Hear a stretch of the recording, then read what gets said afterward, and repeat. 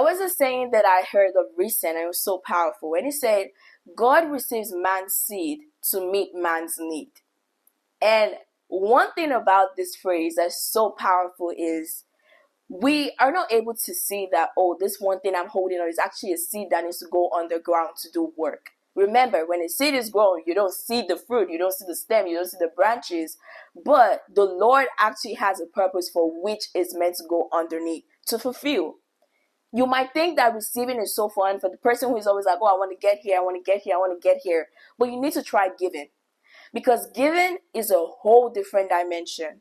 You find so much fulfillment when you're actually able to impact other people in your own little way.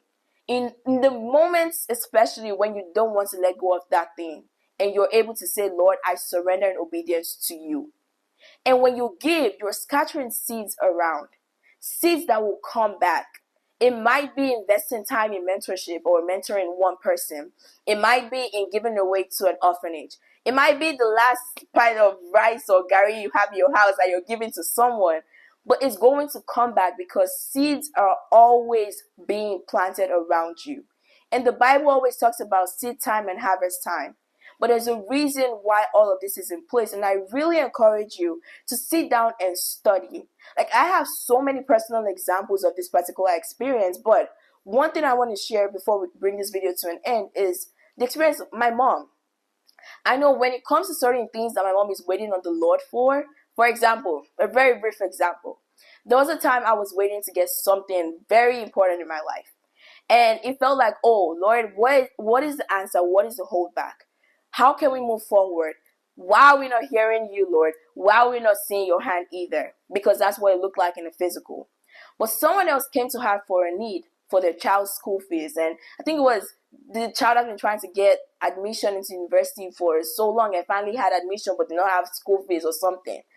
And even amidst of her daughter, who is me, trying to get something else that I was praying, like we're praying and waiting on the Lord to get, she actually sends the school fees to that person. And I looked at her and I'm like, why would you do that? Like, why would you actually do that? We are here. That could have actually counted towards so many expenses we're yet to incur. But she said, when you give to someone else and you're helping satisfy your own need, the Lord is not going to turn a blind eye to yours.